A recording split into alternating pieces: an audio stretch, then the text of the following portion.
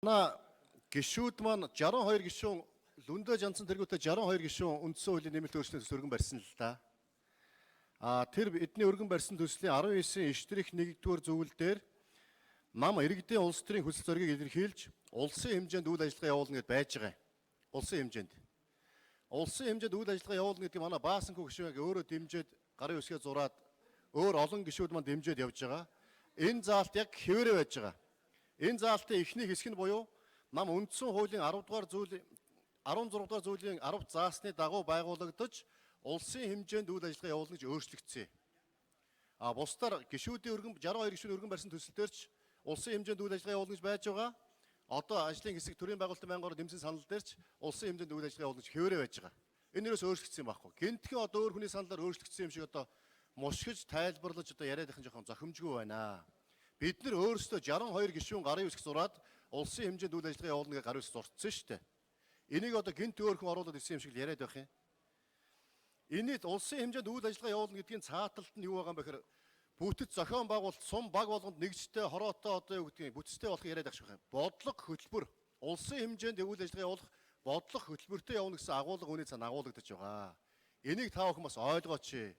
Тэгэхгүй одоо юу гэдгийг нэг аймгийн нам, нэг сумын нам, нэг одоо үндэстэн ясны нам, нэг компани нам гэдэг ийм одоо саланга тус тустай юу гэдгийг намууд байгууллагуудад эхлүүл юу болох юм бэ? 330 сум дээрээс сум болгоны нам гэдээ байгууллагч 330 намтай болчихвол юу болох вэ? Тийм болохоор Монгол улс чинь нэгдмэл улсаа Монгол улсын тусгаар тогтол энэ үндэсний аюулгүй байдалтай холбоотой асуудлаар ийм салангад одоо юу гэдэг шашны намч байдаг юм уу? Байгуулагчих вэ? Нэг үндэсний ясны намч байгуулагчих вэ?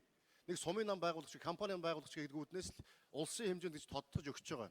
Улсын хэмжээнд үйл ажиллагаа явуулна гэдэг маань бодлого хөтөлбөрөөр улсын хэмжээнд явуулна гэсэн үг болохоос биш 330 суманд 1500 баг хороонд нэгжтэй байна гэсэн агуулга биш ээ. Ингэж одоо мошгиж битгий таа гэдэг яриач гэдэг хэлмээр байгаа юм. Намуудад тавьж байгаа шалгуур шаардлагыг өндөрсгөж байгаа. Өнөөдөр одоо Монгол улс 34 намтай болцсон байна. Хүн болгон нам байгуулж чаддаг болцсон. Өнөөдөр Монгол улс хамгийн одоо нэр хүндгүй байгуул нам болцсон. Намаар дамжиж бид нэр төрийн эрхийг барина. Ардчсан тогтолцоо байдгийн бол ардчсан сонгуул явдгийн бол тэр сонгуульч улс төрийн намууд л оролцсон. Улс төрийн намууд оролцож байгаа бол төрөө засгаж байгаа бол тэр намууд чинь бас тодорхой шалгуур шаардлага хангадаг байя гэдэг үүднээс оруулж ирсэн. Энийг одоо битгий бас гишүүд нь мушгиж яриач.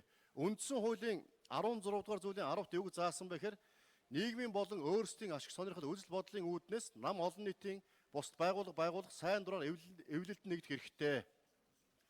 Аль нэгэн одоо нам олон нийтийн байгууллагад эвлэлд нэгдсэний төлөө болон гишүүний хувьд нь хүнийг ялгуурлан гадуурх хэлмэдүүлэхийг хориглоно гэсэн.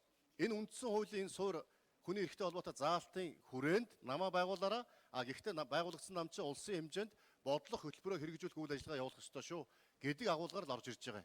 Энийг одоо мушгаад говьлаад өөрсдийн 62 гишүүн өргөн барьсан төслөө өөр нэг хүн оруулаад ирсэн юм шиг яриад сум болгонд баг болгон хороо болгонд нэгжтэй болох гэдэг юм шиг юм одоо битгий ингэж мушгиж тайлбарлаач гэдгийг гишүүдэд хэлээ. Энэ бол бид бүгдээ оруулсан санал шүү.